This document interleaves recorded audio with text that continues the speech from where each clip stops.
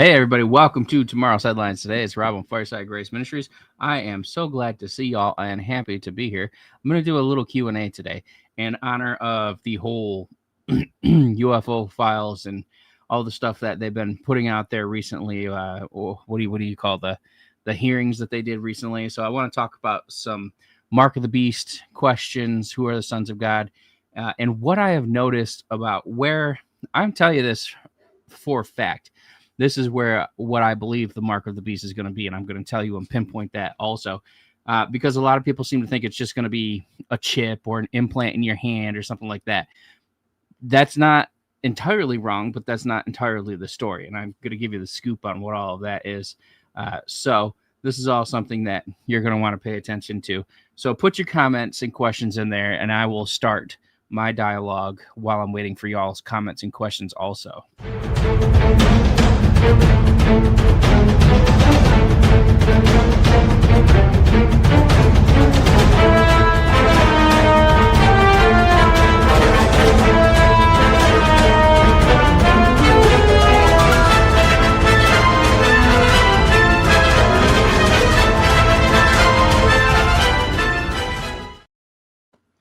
I like that. It's probably one of my favorite intros, but I only get to use it for special occasions, and that's when I'm talking about this stuff. So let me know where you're watching from. Drop your questions and your comments here. So one of the things that I've been thinking about lately is, why is it if you mix certain things, like genetically, if you mixed a bird with a monkey, like they've taken, if you mix humans with monkeys, etc., and they've done that they don't become aggressive to human beings like demons are aggressive to human beings. And I was praying about that, and I asked the Holy Spirit, why is that? Why is that the case? And he said, Genesis 3:15, I put enmity between those who have the serpent's DNA in them and those who don't. I was like, okay, because that makes sense, because there's animals that exist today that are hybrid crosses of the things that existed in the days of Noah and the flood. So that is an interesting thing. And so genetically, as the species have deteriorated over time, they're not able to cross like they were when God originally made them. Someone said, wasn't Nero's name in Gematria 666? So many people think the beast in Revelation was Nero. Well, it wasn't. So here's the thing about that. What happens with that is the devil's trying to make an antichrist in every generation. So if you look at whoever the dictator is, whoever the leader was at certain times when things look like the end of the world, even Hitler's name could add up to 666. Trump's name can add up to 666. You can make anybody's name add up to 666. Okay. That doesn't mean that they're the mark. Okay. Now, the number of their name, that's actually something that goes beyond just it's his name equals 666. That's all kind of, I'm sure that the beast's number will be, maybe you can add it up to 666, but here's the thing. It goes beyond that. That has to do with carbon fiber, with, what's it called? They make this really thin nano material that's one atom thick, and they can make it into sheets. And it's a carbon mesh, carbon something, I don't know, but its numbers are 6, 6, and 6 when you put it together. So the interesting thing about that is, and it'll pop into my head here at some point, the interesting thing about that is that actually can change shape and change form. It can also have messages, signals. It's programmable, and so it can be inserted into things or injected through things that can actually change DNA. They used it in some of the sticks or the jabs, you might call them, and they're not going to tell you about that. Carbon fiber, that I think it's called carbon fiber, right? Maybe it's not carbon fiber. There's a specific carbon coating, highly conducive. Let's see if I can find it out here. I can't remember what it's called, and it's carbon something or other. But anyway, that has to do with 666. Now, one of the things that I want to talk about is aliens are demons. And here's the thing about this. One of the things that I've noticed, and I'm going to pull this up in my notes here, is a lot of people think that aliens can talk telepathically and all this stuff. And and remember, please put your questions in here, so I'm not just sitting here talking, blowing smoke, basically. So one of the things that I've noticed is that people think that aliens can speak telepathically, and that's not the case. You may say, well, I've encountered it, and they have. And, in heaven, you can read each other's thoughts. You can hear each other's thoughts when you want them to hear your thoughts, or when they want you to hear their thoughts. And Jesus is notorious about that. And he does that, where he'll speak and his lips don't move, or he'll speak and his lips do move, but you'll hear it inside of your head, just like he said something. You just hear his thought. You hear what he's thinking. Now, we don't want to get caught up in that with these extraterrestrials or aliens, and this is stuff that they're pushing. And this is the reason that I'm talking about this, because within the next 4 years or so, they're going to come out and say that these are our space brothers, that they're invaders, that they're hostile towards us, and all this other stuff. And they're going to take over the planet, and the mark of the beast is going to come from them. And a lot of that is true. But what we're going to find out is they say that they speak telepathically, but they don't. What happens is, except for the ones that are genetically engineered that are alive now, what they do is that demons inhabit these suits. They make these suits. We would call them an avatar. So this is a message. I was praying about this, and the Lord was telling me that this is the message that he wanted to try to get through to Jonathan Cahn, but Jonathan Cahn missed it a little bit with the whole embodiment of, he talked about avatars in the sense that in a lot of these false religions, they believe that, an avatar is a divine being who came down and took human form so that they could teach humanity how to be divine. They say Jesus was an avatar, Buddha was an avatar, Krishna was an avatar, Muhammad was an avatar, all this other stuff, right? But that's not what they're actually doing. They're not going from the spirit form and manifesting a physical form. Even Satan didn't do that. Satan had to use what was here to have a body in order to be able to reproduce. So there's no angelic DNA. And I'm sure some of you are going to be like, no, there's an angelic DNA. And I'll get into that in a second. So pop your questions here. I'm going to say inflammatory things that are going to really offend your understanding of the mark of the beast. Before we get too far into it, though, if you'd like to partner with us, we greatly appreciate it. firesidegrace.com/partner with us. We need it. We need it real bad. Things have been real slow. That's all that I have to say about that. But here's that scrolling across the screen for a second. So, all right, how are we going to get into them speaking telepathically?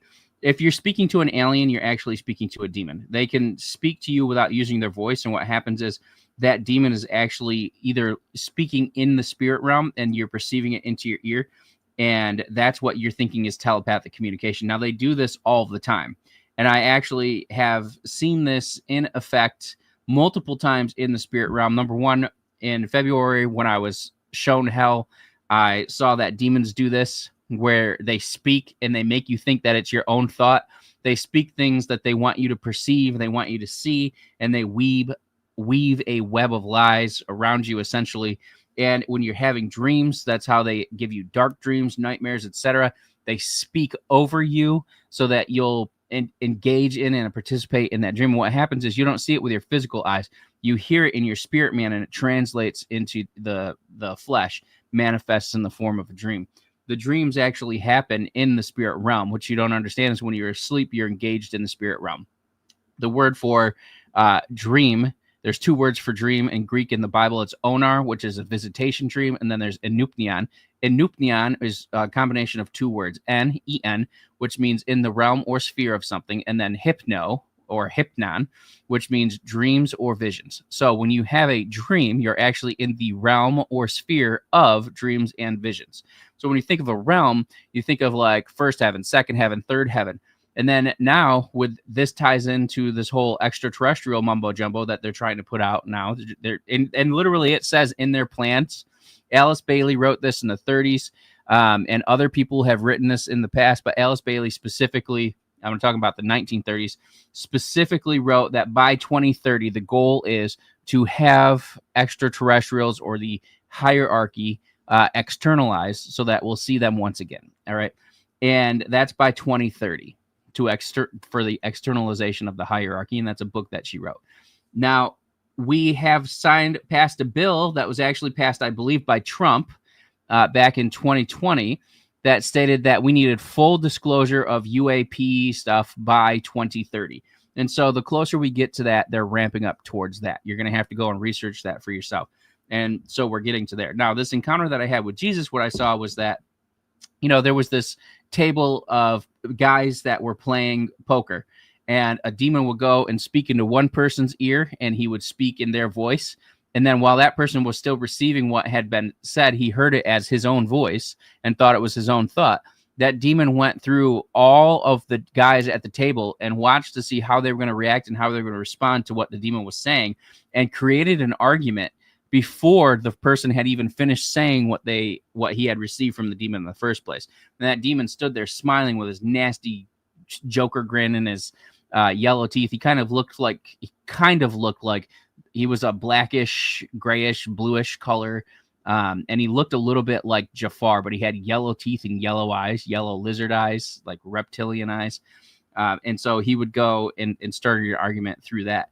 This is what demons are doing. You think that you're hearing it, and you'll notice if you listen to these people who give these encounters, they say, well, they spoke without using their mouth, and I kind of felt what they were saying, or I understood what they were trying to communicate. Or sometimes it's, I had a random thought pop into my head that I know wasn't me, but it was that's what they're doing. That's what these extraterrestrials are doing. They're not telepathic. They're manipulating you. They're good at it. It's what they do. Okay. So don't get into worrying about how you're going to hear people's thoughts, this, that, and the other thing, and be like it is in heaven. Yes, you can do that in heaven. I don't recommend that you do that here on earth. Okay. Now, when you encounter an alien that's speaking in your head or your voice, or whatever, it's theirs. It's the demon. And since that's the case, they are disembodied spirits. They're not fallen angels. Okay. The aliens are not fallen angels. They are not Nephilim. Nephilim are the fallen angels. How do I know that? Because it specifically says in Isaiah 14, it says, "Oh, Lucifer, how you have fallen." Do you know what that says in Hebrew? It says, "Oh, Hallel Nephalta." Oh, Hallel, that's his original name, Hallel, which means bright and shining one. And it has the name of God in it, Al, A-L-L. Oh, bright and shining one, how you have Nephalta. Singular, past tense. You have fallen. Well, what is Satan? He's an angel, right? And so if he is a fallen one, he's a Nephal. But if there were two angels that fell, they would be Nephalim. Do you understand?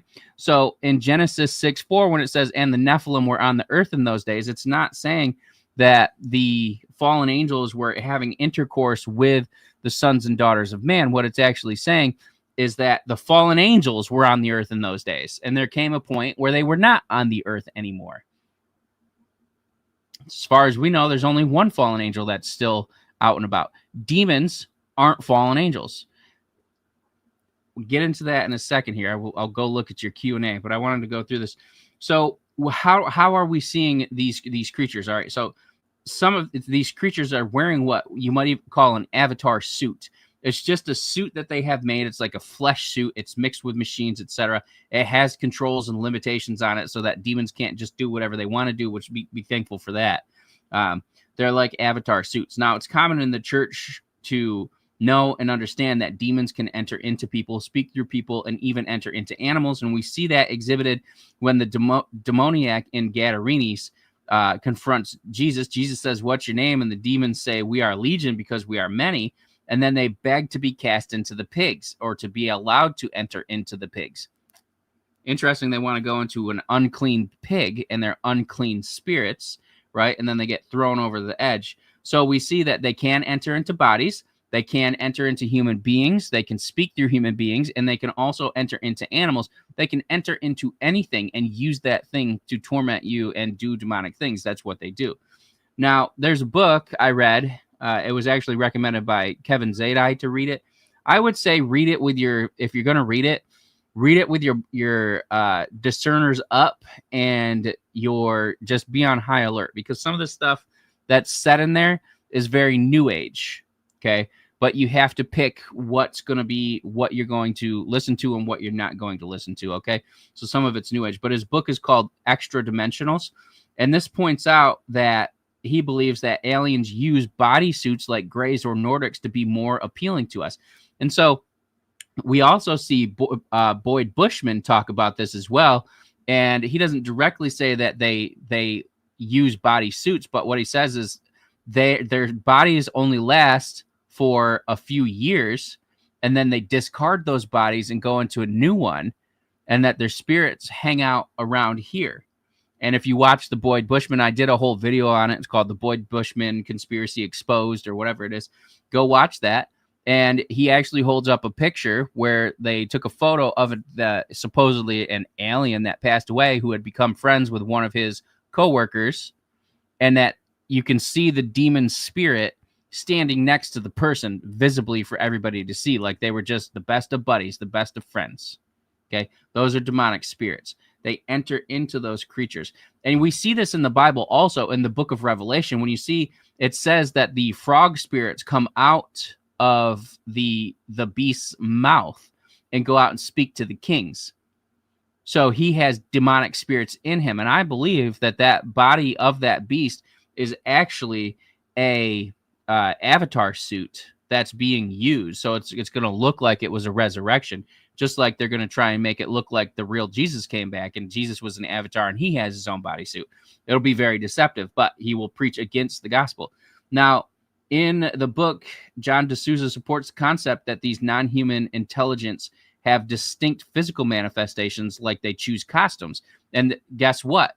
The costumes that they use are the Greys and the Nordics. And then they had other costumes that they used, which were reptilian, and their strategic choices. The choice of the form, from what he gathered from his research, and now he was an FBI investigator. You know, if you didn't know that, he contributed to the X-Files, and some of the stuff you see in the X-Files is actually based on the files that he was actually researching, etc. So what they do is they serve a purpose for cultural resonance, like Greys for abductions and stuff like that. The Nordics tend to look more friendly and what's benevolent, like, oh, we're here to help you and guide you and help your human race ascend and evolve to the next level. That's all bullcrap. And that's what they're going to try and say with the mark of the beast. And we'll get into that in a second here. And I can't wait to read your comments. I can't see them right now, but I can't wait to read your comments. So they do these things. They manifest in these different suits in order to meet your interaction needs, essentially what they want you to think and perceive, how they want you to perceive them, etc. And so he tells a story of a person who woke up on a ship on like a surgical table. I believe what happened was he got zapped by the ship when it was taking off. They brought him up on the ship and resuscitated him because he was dead. Brought him back to life. He woke up. He punched one of the Greys and said they were soft and squishy. The Greys ran out of the room, and then in comes the 7, 9, 10 foot tall, blonde hair, blue-eyed Nordics that usually they say, oh, the Nordics want to reproduce and all. So of course they do. Demons are horrible. They're literally raping people in hell, like constantly, like in swarms, like a zombie movie or something. But anyway, those things flee from the room, and then the Nordics come in with their blonde hair, blue eyes, and he calms down because that served a purpose. Now, there is a Reddit out there of this person who claims, and what they say really checks out. It's very technical and makes a lot of sense, and I haven't seen any flaws in it. And what they say is they worked in Maryland at some bio research place, and they said that when they were studying the DNA on these creatures, that their DNA was all DNA that's common on Earth, and it was just cut and pasted. It was just cut, paste, cut, paste, cut, paste. He said all of the extra DNA, whatever they call it, I forget what it's called, but all of the extra DNA that a person doesn't need that have just been passed down through years of, generations being born, etc., reproduction, I guess, all of that was removed so that only the basic necessary DNA would be there. And so they said all of these Greys that they were researching, and they said they had multiple bodies. They had bodies. They knew that other places had bodies, etc., of these things. And they said they're all just clones, exact identical replicas that have machinery integrated into their flesh in different areas and almost like programs. So this gives you an idea of what's going on. And when you see, I've seen some of these creatures in hell, and I can tell you this, they look like the creatures that we call aliens. They're terrible. Okay. So that's all part of that. All right. Now, I want to get into the Q&A section here, and I'll answer your questions. All right. Let's take a look here. Hello. We already covered Nero here. Let's see. Are aliens Nephilim? No. Hey, friends from Memphis, Tennessee. I love Jesus and I love crypto. Hey, that's what we're about here, too. We're not talking about it today, but that is Nephilims are descendants of Ham and Cain. No, that's not true. Nephilim are the fallen angels. Now, Ham and Cain are responsible for creating demons. And I can show you this. I've done the research on this. One day, if you go back and watch any of the videos I put up, I don't talk about this as often as I did last year and the years before that because I was writing a book. But now I pretty much cinched it up on the book, and I've got my premise on what's going to happen pretty much down pat here. So Cain is the one that did produce the intermingling and intermixing of species and humans and the dragon. I believe that one of his people, maybe he married. I believe he married his sisters, at least one or two of his sisters, and then at some point, somebody in Cain's line started to reproduce and have animalistic or dragon DNA introduced into their genome. And the reason I say that is you look at the names. You have to start back at Genesis 4, verse 26. It says, in those days, they began to call upon the name of God. It doesn't actually say they began to call upon the name of God. If you read it, it actually says they began to pierce, wound, or alter the name of God. And the name means the mark, image, or memorial. Now, when we say that, I say that man is the image and glory of God. You go to 1 Corinthians 11:7 to help you understand this, okay, a little bit. So the reason that we're just getting this now, and we didn't have this back then or in Daniel's time, was because it was sealed up. And he was told, seal it up until the latter days, which is now. We're in that time, okay? It says, man indeed ought not cover his head in as much as he is the image and glory of God. So the mark, the image of us is we are the image of God. We are the glory of God. So they started to alter or transform. So if we take a look at Romans 1, we'll go to 120 as a starting point, but really I need 123, I want to say, is where I want to be. So let me just pull this up here. I know I have the verses memorized. I just want to read it to you in the exact context. I mean, so here we have Genesis 1:23, and we'll start out at verse 20.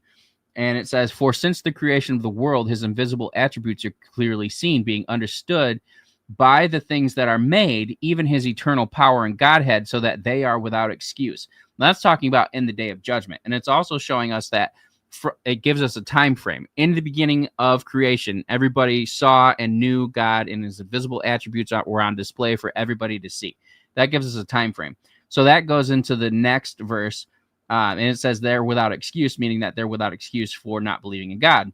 Because although they knew God, so they knew him, they knew who he was, they did not glorify him as God, nor were they thankful, but became futile in their thoughts, and their foolish hearts were darkened.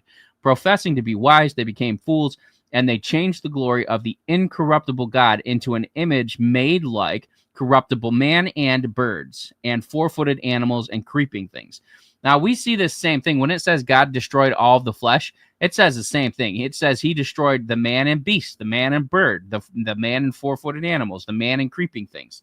That's talking about the mixing of genetics that we're seeing. And when you see these demons, they're all messed up. I'm telling you, from personal experience, seeing hell, they are just a big bag of mixed up DNA. They don't make sense. You know how ugly things are, and I don't recommend you watch your show. But Rick and Morty has essentially nailed the essence of these demons, especially in the Cronenberg episode. These things are weird looking, misshaped, misformed, mixed with all kinds of DNA. You see like gorilla, hippo, human, snake things. There's things that look like the gremlins. There's things that look like aliens. There's things that look like Aleister Crowley's demon that he communicated with the huge head. There's things that have just big round heads, like the Meeseeks from Rick and Morty. There's things that they're like, they're not usually uniformed and symmetrical, but deformed. They'll have like a big jacked arm and a little teeny tiny arm, or a big leg, like a reptile leg, and then bird feet, and then an elephant foot. They're messed up, but they have all kinds of, you can look at them and literally say, well, that he's mixed with a snake, a bat, a bird, a bear, a human, and they're just all mixed in together.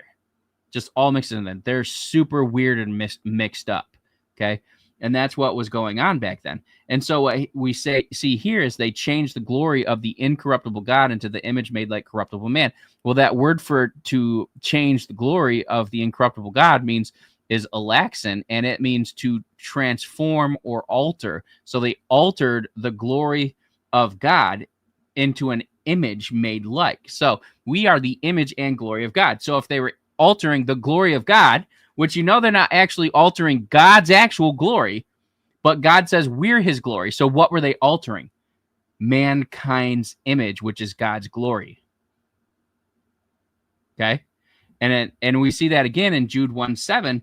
In Jude 1:7, it says they sought after strange flesh. That word, the words used there for strange flesh are sarkos, flesh, and heteros, not hetero, hetera. It's a different word, and it means altered or transformed. They sought after altered or transformed flesh. So then you go back to Genesis chapter 14, when it's talking about the Rephaim tribes, and the Rephaims are the giants, they're hybrids, altered. If you do the research, read the book by Gary Wayne. It talks about the Rephaim tribes and their lineage and what they look like. They're described as having reptilian lizard features, being tall, white, red-haired, green-eyed, etc. There's goat people, the Hazuzim, etc. If you look at those Rephaim names, they all have animal traits.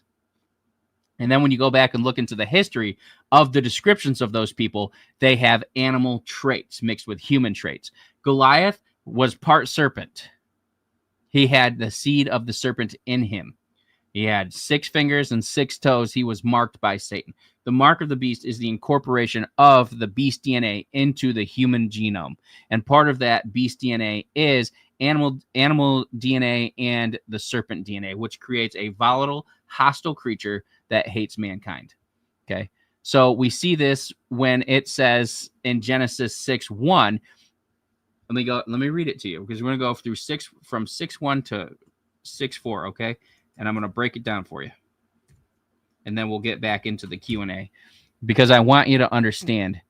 I've accidentally put in 161. I want you to understand where these creatures were coming from. Okay. So we're going to go to Genesis 6. And it came to pass when man began to multiply on the face of the earth, and daughters were born unto them. So let me pull this up in the Greek here. Now, what it says is, remember, I talked about the word huhal, which means to be altered or transformed. Now, what it says here is vahikai huhal ha-adam. Huhal, however you want to say it, okay? Hahel, huhal ha-adam. The altered or transformed man began to multiply. Now, what was the scriptures preceding Genesis 6:1? It was Genesis 5. What was listed in Genesis 5? The lineage of Cain. The lineage of Cain is where the altered genetics entered in. That's where they started to interbreed with the serpent at that point. And it was approximately 138 years after the fall of man. And if you look it up, that makes sense. You can figure out exactly when each of Cain's children would have been born. You can kind of pinpoint where it would be, which is through his son Irad. Now, the word Irad means a wild dragon donkey man. A dragon donkey human. So it's a serpent mixed with a horse mixed with a human. And those spirits in hell, when you see those ones flying around through the air, they're like a snake-horse hybrid thing. Those are spirits of depression, addiction, anxiety, and they fly from the hell up to earth, and they go and torment people, and they fly in circles. and they're horrible. That's his son Irad. And then you have his daughter's name. What was his daughter's name? We go Genesis. Naamah. Sorry, I didn't have to look it up. Okay, his daughter's Naamah. Her name means beautiful. And if you go through the mythology, it's believed that Naamah was the mother of demons. And that's in the Kabbalah also. I don't recommend you read that because I believe that's esoteric New Age Hebrew teachings. But she's Naamah, the mother of demons. Tubal-Cain, Jubal-Cain, their names mean ram. They were satyrs. They were he came up with the idea for Jubal came up with the idea for music using a ram's horn, and his name means a ram asked for or something like that. A ram given, I don't know. But the horn, that's where we get the word jubilee, which means to celebrate. Okay. And they both mean to be, they have animalistic names and traits. And you can actually find that through the Bible. But it says here, when they began to multiply, who? The Chuhal Ha-Adam, the altered or deformed men began to multiply on the face of the earth, and daughters were born to them. Were born to who? The altered men had daughters. Altered daughters. Right? Because if you're an altered man and you have a child, it's going to be an altered child. And then saw the B'nai Ha Elohim. Now, this is where it gets interesting. The B'nai Ha Elohim is not talking about fallen angels, although everybody seems to think it is. It's not. And I'm sure that this will ruffle your feathers. Okay? The B'nai Ha Elohim in Job and in Genesis are talking about human beings or Jesus. Okay? The B'nai Ha Elohim in Genesis is talking about mankind. How do I know that? Because we go to Luke chapter 3, and it says the list of the descendants of Jesus all the way down to Adam, and it says Adam, the son of God. Adam, the what? The B'nai Ha Elohim. Okay? And then in Job, when it says, and the sons of God, say the sons of God came to present themselves, that word for sons of God can be singular or plural. How do I know? In Daniel, when Shadrach, Meshach, and Abednego are thrown into the fire, the king says, hey, there's a fourth one in there who looks like the Ben Elohim, which is the Aramaic way of saying B'nai Ha Elohim, the son of God. If you didn't understand that, you would say, well, he said there's only one there, Echad. One. But they're the sons of God? No. Our translation of the sons of God has been whacked. It actually, B'nai Ha Elohim, B'nai is singular, and then Ha Elohim is plural. Son of the gods. And how do we know who the gods are? We go back to Genesis chapter 1 when it says, in the beginning, Elohim created. Who? Who created? How can one God be called Elohim? Father, Son, Holy Spirit. Three beings in one, but three separate, distinct beings also. That's who the Elohim is. So if you are the son of the Elohim, who would that be? Human beings. And you have to be doing the will of God. So when it says the B'nai Ha Elohim had to present themselves before God, what it's actually saying is the Son of God presented, and it uses the word yatsab. Yatsab in Hebrew means to take your stand, and it's talking about advocating for yourself or advocating for somebody else. Now, who do we know that is the advocate, who is also the Son of God, that stands and advocates for us on our behalf? Jesus. The Holy Spirit, advocating for Job.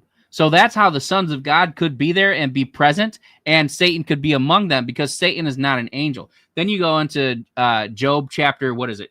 Job 38:7, is it? Where it says the sons of God were rejoicing with the bright and morning star, or whatever it says. So we're going to go to Proverbs 8. And I'm going to start at 31 for my own sake because it's easier for me to get there. And then we're going to go to Job. I believe it's Job 38:7. Yes, okay. And we're actually going to read from before Job 38:7. And I'll try and wrap it up here pretty quick. The Lord answered Job out of the whirlwind and said, "Who is this that darkens the counsel by words without knowledge? Gird up now your loins," which is his way of saying you're about to go to war. You gird up your loins to go to war or to run. Okay? Gird up your loins like a man. So he's telling him, you want to fight me? I'll fight you. Come at me, bro. Send it. For I will demand of thee and answer you me.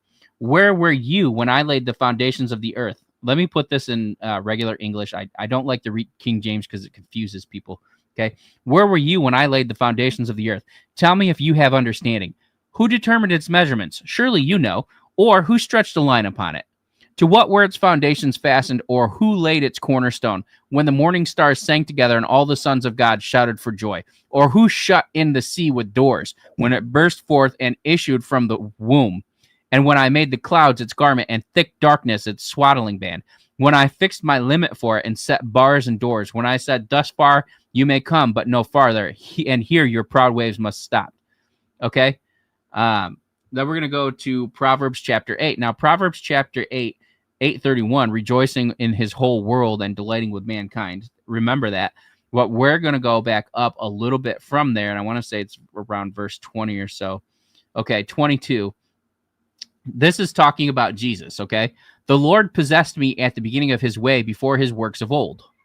Now, remember what I just read you in Job. I have been established from everlasting, from the beginning, before there was ever an earth. Who existed before creation existed? Only God. So we know that this is talking about God. This is talking about Jesus. When there were no depths, I was brought forth. When there were no fountains abounding in the with water, before the mountains were settled, before the hills, I was brought forth. While as yet he had not made the earth or the fields or the primal dust of the world. When he prepared the heavens, I was there. When he drew a circle on the face of the deep, when he established the clouds above, when he strengthened the fountains of the deep, when he assigned the sea its limits so that the waters would not transgress his command, when he marked out the foundations of the earth. And then I was beside him as a master craftsman, and I was daily his delight, rejoicing always before him, rejoicing in his inhabited world, and my delight was with the sons of men. And that's B'nai Adam. Okay? That goes directly back to Job 38. What did he say? It says, before the primal dust of the world, before the heavens were there, it says, he established the clouds above. He strengthened the fountains of the deep. He assigned the seas to its limits. And what did God say? Where were you when I laid the foundations of the earth? Who determined its measures? Who fastened the foundations? Who laid the cornerstone? When the morning stars were shouting for joy and all the sons of God shouted for joy? Who shut the sea with its doors and it burst forth and issued from the womb? He says, who was it that told the sea how far it could go? And Jesus says, when he assigned the sea to its limits. Now, how do we know that the bright and morning star is not Satan? Because it says in Revelation that the bright and morning star is Jesus. God is the same yesterday, today, and tomorrow. At no point is Satan called the bright and morning star in the Bible. He is not Lucifer, the bright and shining one. He's Hallel, the bright and shining one. And he is Nephalta that we see in Genesis, in Isaiah 14, chapter 12, I want to say it is. Okay. So that kind of covers all of that. Okay. The sons of God are us. And so much to the fact that, like, even the demons knew, internet, come back and work in Jesus' name. Even the demons knew that Jesus was the Son of God. Because what did they say? We know who you are, Son of God. All right, so let me take a look at anything about Hawaii. No. My name's Thomas. Do you hear the Lord's? How do you hear the Lord's voice clearly?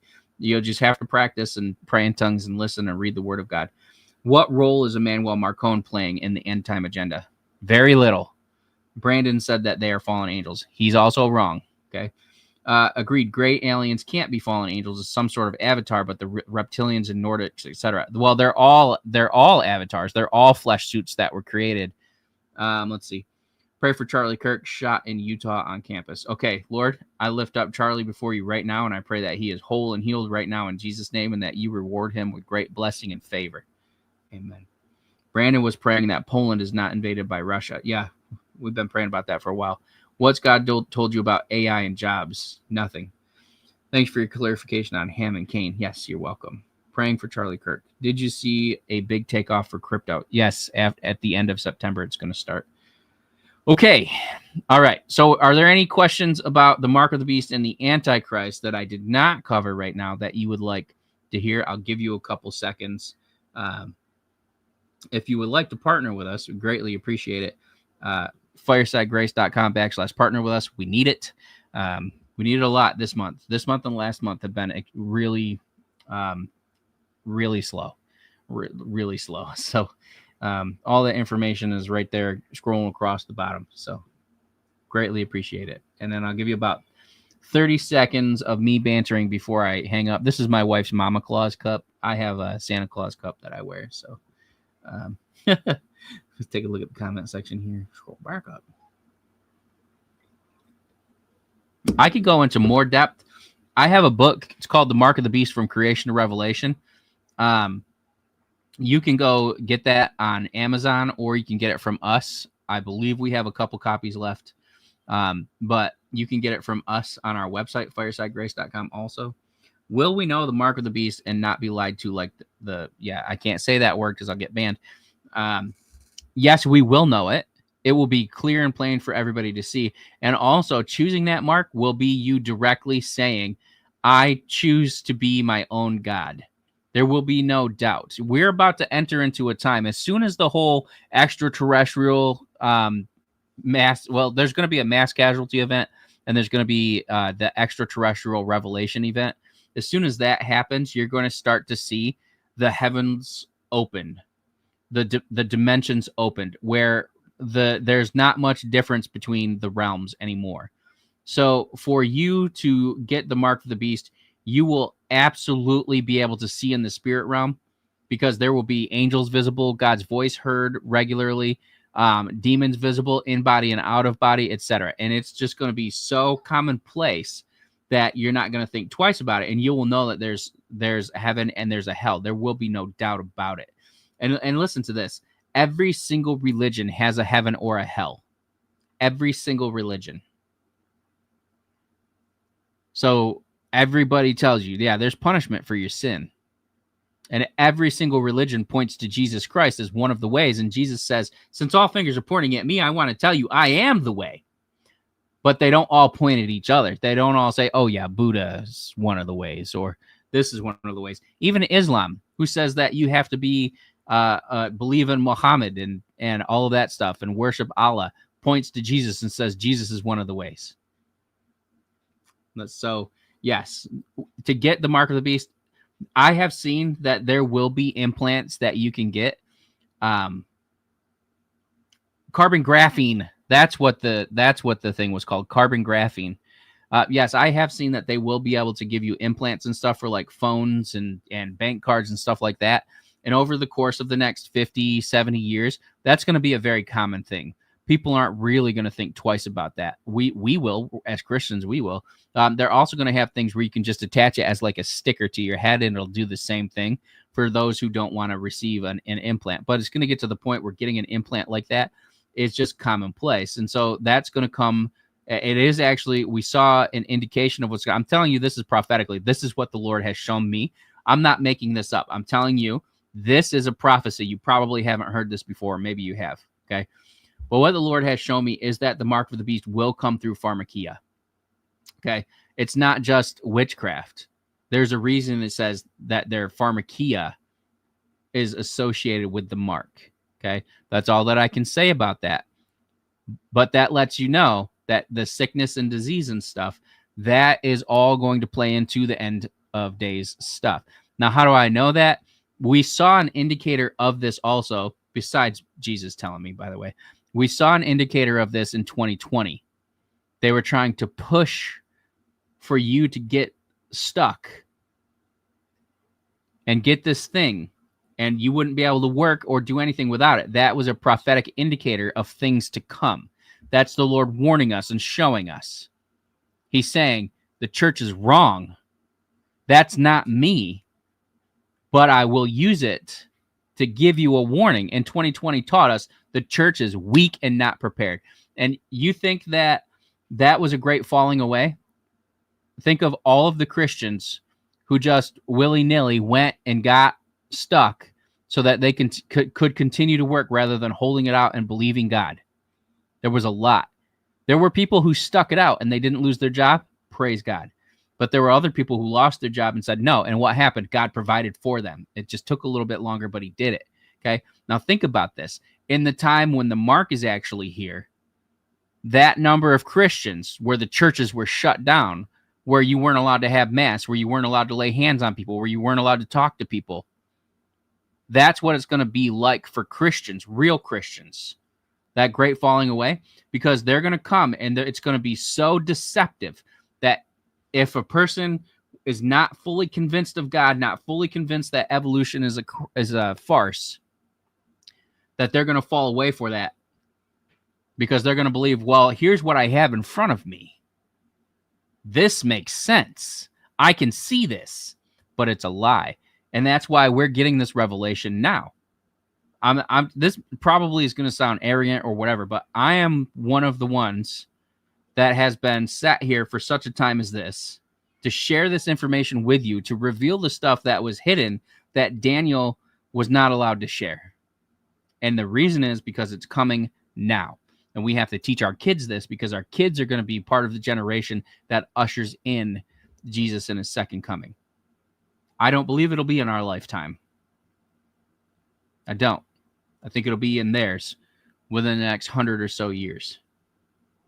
Definitely not the 23rd or 24th or whatever people are saying. So, any more questions? There's already a reader for implants at Whole Foods. Yes, or you can just hold your phone up to it. So, yeah, Whole Foods is owned by Amazon. So, did you know that? Whole Foods is owned by Amazon. Let that sink in. It's not just a partnership. Amazon owns Whole Foods. Okay. I believe we're in the last days. We are in the last days, but we're still in, like, we got a stretch to go. Trust me. Trust me. We have a stretch to go. Like Kevin Zadai said in one of his lessons, that Jesus said he doesn't know when he's coming back, but he said he can give him a hint. He said Russia and China have to have a harvest first. Not a whole lot of harvest going on in Russia and China. Now, there are people who are becoming Christians there, right?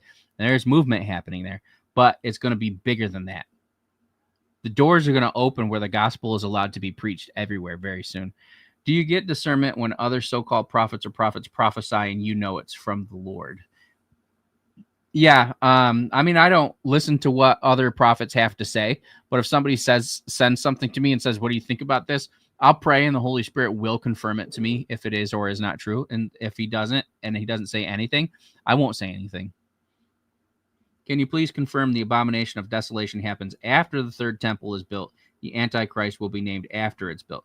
Yeah, the third temple is going to be built. I know that there's a teaching out there. It was actually started by Michael Rood, and I love his stuff. Don't get me wrong. I'm not disparaging against him. I really love his stuff. It was through Michael Rood that I was introduced to Ron Wyatt, one of our friends, Steven. He's cool. He's friends with Michael Rood. And so, but he teaches the third temple is not going to be built, that's also symbolic of the third temple being bodies of people as the temple of God. And he's going to try and put his mark in Christians, which he's not going to be allowed to do. No real Christian will receive that mark. But yes, a third temple is going to be built, so much so that they've already planned it. They already know where the Ark of the Covenant is, and they're going to put that ark back in there. And so that is coming. It's coming in the near future. Also, in the next Great War, which is not too far off, I think it's within the next 3 or 4 years. Honestly, I think World War III will be in the next 3 or 4 years. Israel will take back their original boundaries, and at that time, they are going to tear down Muslim strongholds like the Dome of the Rock, and they are going to rebuild the temple where it originally stood. So that will be a time of great chaos and conflict. It will last probably about 6 months or so, and after that, we're going to see, and I think you're going to see this ramping up at around 2030 because that's what they have planned. We can pray about this. So that will be happening, right? So the fact that we don't have it here now lets you know September 23rd is malarkey.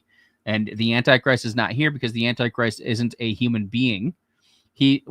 He's a human in the sense that his DNA is derived from human, but he's mixed with all kinds of other things. He's a beast. The mark of the name, right? It's the mark of a man. That means that it's mankind's mark. It's mankind's own image that we want to make.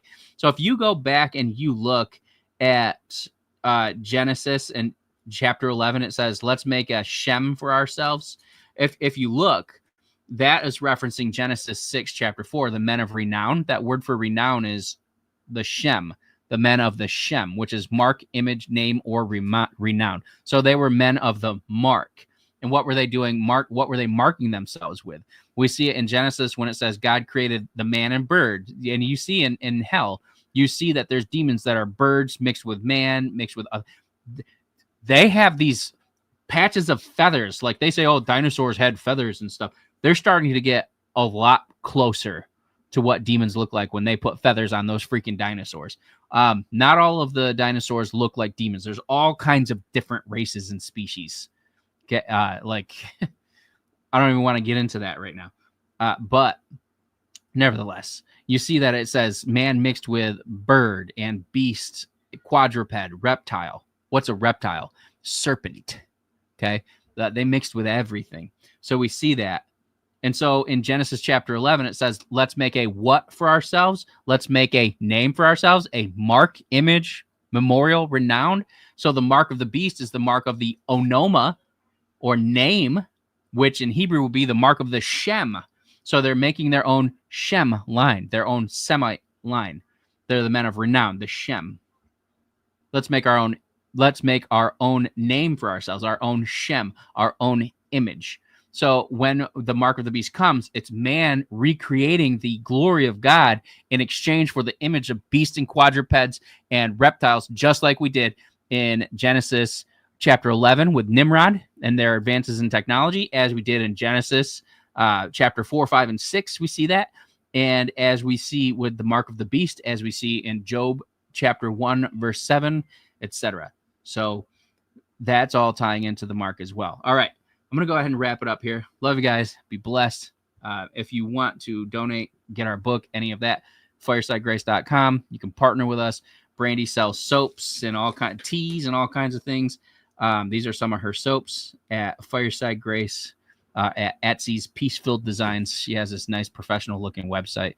And then anything that the Lord puts on your heart to sow into this ministry, we so need it, and we so appreciate it. I cannot stress how much we need it. Okay? Love you guys. Be blessed. And until next time, bye.